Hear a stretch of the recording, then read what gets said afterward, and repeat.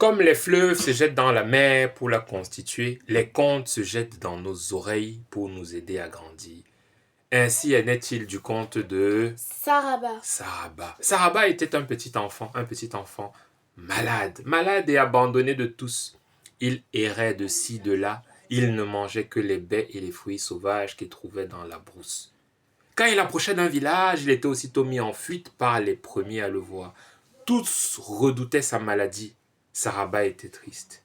Mais un jour, alors qu'il approchait d'un village avec la même crainte d'être rabroué, un petit oiseau bleu et vert vint se poser sur son épaule.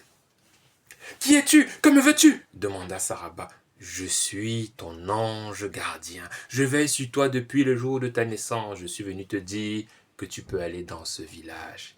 Il y a un homme bon qui y vit et qui s'appelle Natogo. Natogo t'accueillera. Ici, le fleuve s'arrête de couler. Et le conte fait une pause pour qu'ensemble on se pose la question suivante. Est-ce que nos actions passées peuvent faire en sorte que l'on dise à quelqu'un qui souffre, va voir celle-là, va voir celui-là, il va t'aider, c'est une bonne personne. Il n'y a pas de bonne ou de mauvaise réponse. Le conte nous aide à nous connaître et à évoluer si nous le souhaitons.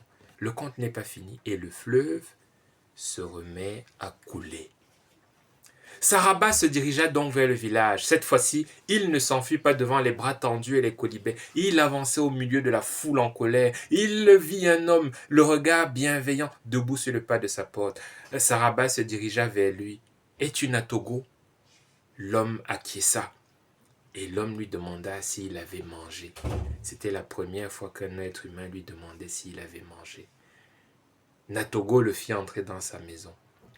Durant une semaine entière, Saraba vécut la belle vie. Il mangeait correctement. Il était soigné et il dormait dans un lit. Cette semaine-là, Saraba avait souvent le sourire. Pourtant, ce ne fut pas une semaine totalement tranquille. Non, non, non. Les villageois faisaient le pied de grue devant la maison de Natogo. Ils exigeaient continuellement le départ de l'enfant maudit. Inlassablement et inlassablement, Natogo se dressait tel un rempart, protégeant l'enfant de la foule. Il leur rappelait les préceptes traditionnels d'hospitalité. Il en a vécu. La semaine s'acheva ainsi, et un matin, Saraba dit « Natogo, je te demande la route. Je vais bien mieux. Tu m'as redonné foi en l'humanité. Merci Natogo. » Et il partit. Le fleuve de nouveau fait une pause et le conte s'arrête pour nous inviter à nous questionner. Toi qui nous écoutes, dis-nous, que peut faire un enfant pour justifier que tu te mettes à le détester ou à le persécuter? Si tu réponds rien, réponds aussi aux questions suivantes. Que peut faire un enfant pour justifier que toi, tu le laisses souffrir et subir l'injustice? Et que peut faire un adulte pour justifier que toi, tu te mettes à le détester et à le persécuter? C'est à toi de répondre. Le conte nous aide à nous connaître et à évoluer si nous le souhaitons. Le conte n'est pas fini et le fleuve se remet à couler. La colère des villageois, une fois Saraba parti, se tourna vers Natogo. Il l'accusait d'avoir été contaminé, d'être à son tour devenu maudit. Il devait partir du village et le laisser en paix.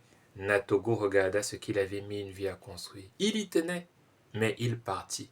Et commença la galère, les privations, la faim, le froid. Un jour, il trouva une source d'eau pure. Il voulut se jeter dessus puis boire pour s'abreuver. Mais un petit oiseau bleu et vert apparut.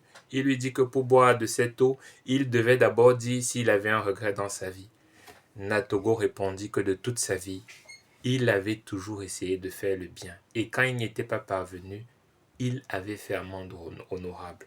Il n'avait donc aucun regret. Mais pourquoi l'oiseau bleu et vert lui a demandé ça?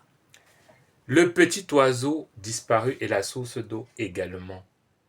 Le petit oiseau lui a peut-être demandé ça pour voir s'il regrettait d'avoir aidé Saraba. D'ailleurs, Le fleuve qui s'arrête nous pose une dernière question.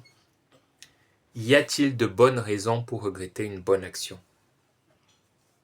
Et si l'on répond non, y a-t-il de bonnes raisons pour ne pas faire une bonne action? Natogo, lui, répondit non à ces deux questions. Et instantanément, après le départ de l'oiseau, il fut transporté dans son village la veille du jour où Saraba était apparu. Rien ne semblait avoir changé, mais lui savait la véritable nature des habitants du village, et il savait sa véritable nature à lui. Les dieux avaient voulu voir si des hommes bons existaient encore, et ils en avaient trouvé un. Il s'appelait Natogo. Natogo. Le fleuve est arrivé à la mer et le conte se termine. Est-ce que nous avons grandi? Ce sera ce qu'on verra dans le prochain épisode.